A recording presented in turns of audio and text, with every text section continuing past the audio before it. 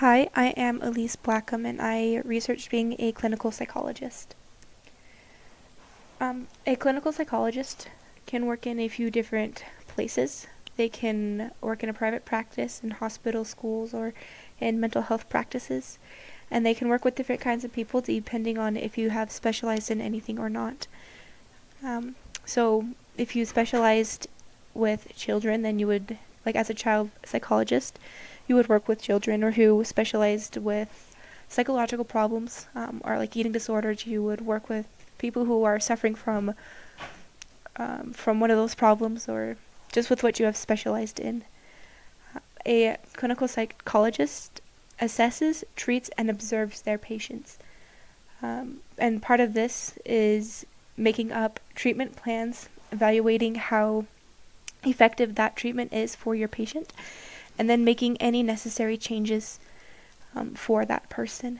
And as a clinical psychologist, you also need to record all treatments done with patients, and you need to write down your observations.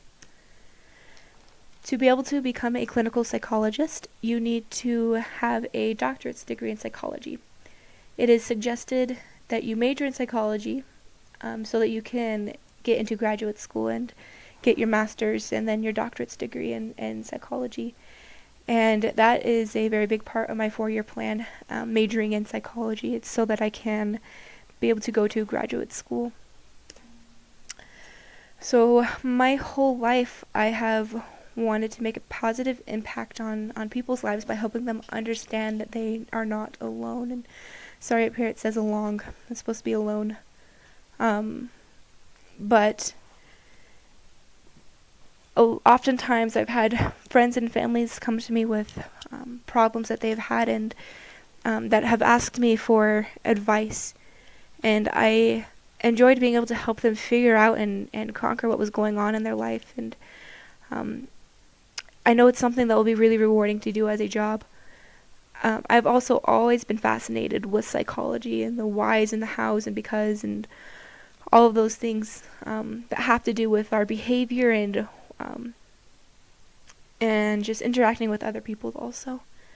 And I think it's also fascinating how, like the study of how habits can change and how to change habits like on purpose too.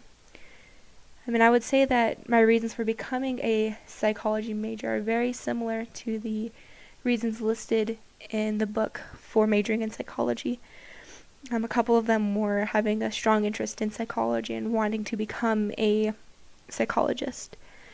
And so I think that's kind of why I've decided to become a psychology major. And yeah, well, thank you for watching my video.